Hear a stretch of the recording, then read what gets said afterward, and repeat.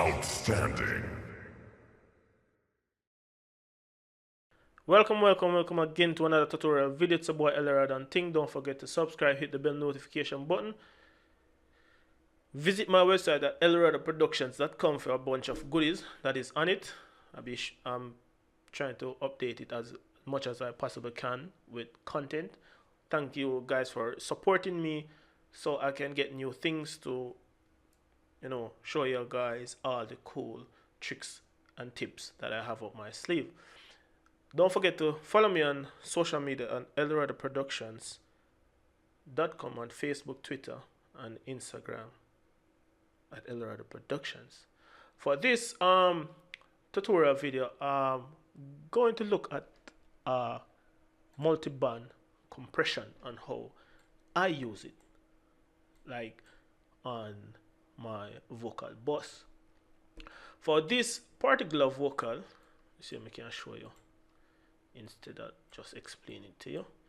And this particular vocal, it has a harsh ringing sound somewhere up here, in which I try to use a Pro EQ dynamic section of it, but I really wasn't getting the desired sound that I really needed, in which it could get the job done, but I chose to do it a different way. Now for this, let me play that section of the song. See if the song is marked. Oh yes, it is marked. Yeah. Fire with fire. Fire with fire. Don't make no sense. I could I use like a lion. As you can see, you have some really harsh sound there, in which I wasn't really digging it that much. So what I did with the multiband compressor, this is Wave C4 multiband compressor, I used, like in that range, I use one of the bands and compress it whenever it gets a wee bit low. So the true purpose, what I really use multiband compressor for, is compressing a specific set or range of frequency. However, some alright, pull up our next plugin. Let me use alright. This compressor now, it have filters and where it does not detect the sound, where it, or you can call it a sidechain detection filter. So anything up below 90 hertz and you have it selected, it won't it won't compress there.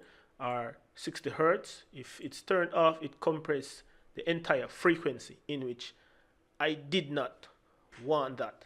I just did want to focus on a specific set of frequencies to compress that particular set of frequency. I did not want to compress the low mids, the lows, or the extreme high of the vocals. I just did want to put a little bit more compression on the mids of this song. So however, this is why I use a multi-band processor for this kind of application. You have a lot more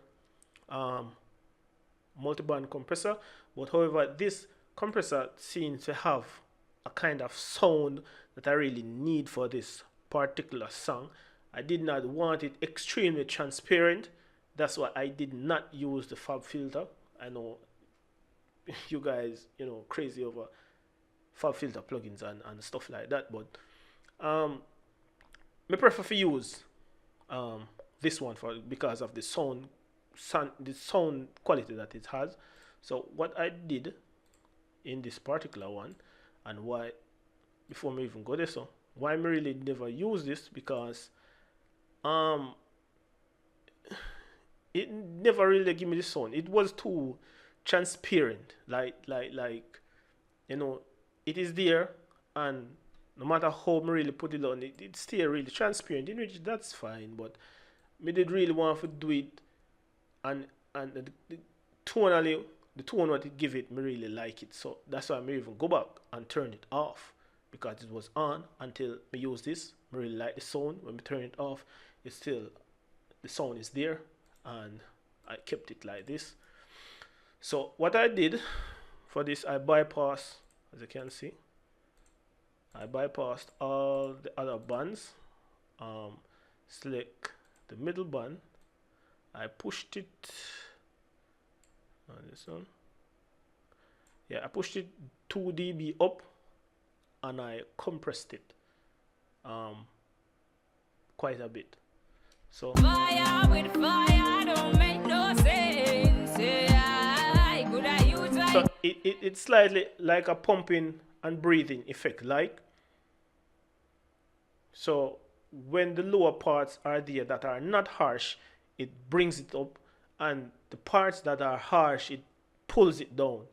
So that is the kind of behavior that I really was going for with this particular song. So this is the true purpose. You can really use a multi-band compressor, because there's a lot of mixes that I have gotten to look at and review and stuff like that, and they are regular compressors, and these guys have the tools, but you know, really know really how to really use the tool that they really have. So it's best when you take the time out for really know the tool that you're using, and whenever you buy these plugins, you use it on several mixes, see how they really behave and stuff like that, because you will review and checking up on a plugin and you really like how it sounds, but for you to really incorporate it in your mix, it adds a new flavor to your sound. So you have to really know how to really fit in stuff like those within your toolbox of tools. So hope you really get something from this by me explain it instead of just slap it on and show you from scratch and so forth like that.